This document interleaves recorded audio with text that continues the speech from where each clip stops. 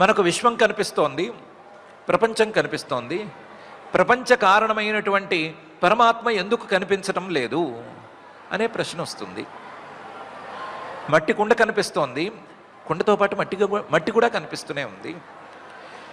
అలాగే బంగారపు ఆభరణం కనిపిస్తోంది, దాంతోపాటు బంగారం కూడా కనిపిస్తూనే ఉంది. దాని యొక్క ఉనికి రకరకాల రూపాల్లో మనకు తెలుస్తూనే ఉంది. మరైతే విశ్వమంతా కూడా పరమాత్మ యొక్క కార్యమే అయితే విశ్వాన్ని చూసేటప్పుడు, ఈ ప్రపంచాన్ని, ఈ సంసారాన్ని చూసేటప్పుడు ఆ పరమాత్మ ఎందుకు కనిపించడం లేదు అనేది ప్రశ్న. సులభంగా చెప్పుకోవచ్చు, నస్పృశంతి నవిదుర్ మనోబుద్ధీంద్రియాసవ. మనం ఈ సంసారాన్ని, ప్రపంచాన్ని వేటితో చూస్తున్నాము? మనకున్నటువంటి జ్ఞానేంద్రియాలతో చూస్తున్నాము, లేదా మనకున్నటువంటి కర్మేంద్రియాలతో వ్యవహారపరంగా చూస్తున్నాము. ఈ చేతులతో దేన్నైనా ముట్టుకుంటాము, లేదా కాళ్ళతో నడుస్తాము, ఇలా వాటిని చూస్తున్నాము. అలాగే మనస్సుతో ఆయా వాటిని ఆలోచిస్తూ ఉంటాము. వీటన్నిటికీ కారణంగా ప్రాణాలను మనలో ధరించి ఉంటాము. వీటన్నిటికీ ఒక స్వభావం ఉంది. ఏవి? కర్మేంద్రియాలు కావచ్చు, జ్ఞానేంద్రియాలు కావచ్చు, లేకపోతే మనస్సు కావచ్చు. వీటన్నిటికీ ఒక స్వభావం ఉంది. ఏమి? తాము కాక తమ కంటే బయట ఉన్న వాటి మీద తాము ప్రసరించటం అనేటువంటి స్వభావం.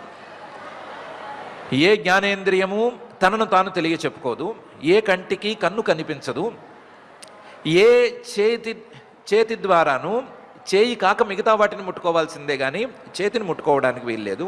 అదే చేత్తో అదే చేతిని ఎవరు ముట్టుకోలేరు. ఏ కర్మేంద్రియమైనా, ఏ జ్ఞానేంద్రియమైనా తాము కాక మిగతా వాటి మీద ప్రసరించటం అనేటువంటి స్వభావంతో ఉన్నాయి.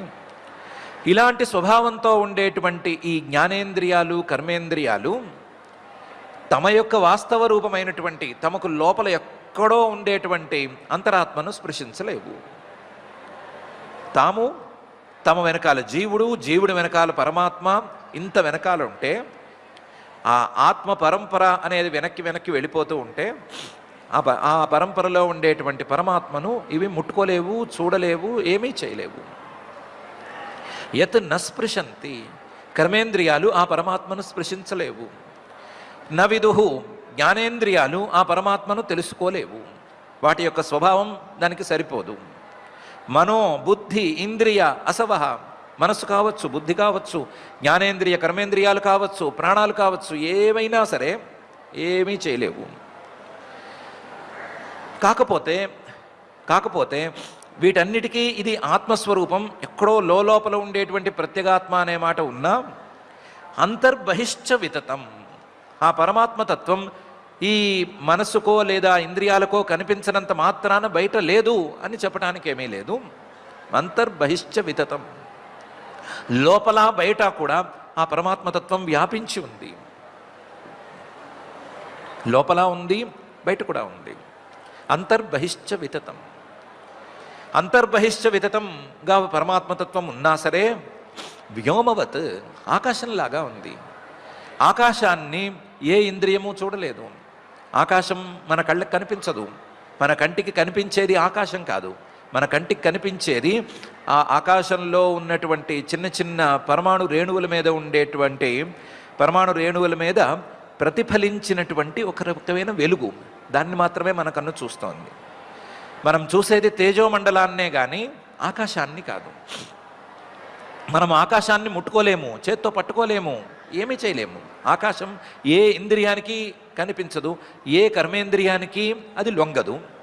కానీ అంతర్బహిశ్చ వితతం, లోపల బయట ఆకాశం అనేది వ్యాపించి ఉంది. ఆకాశం లేనిదే ఏ మాట చెల్లదు.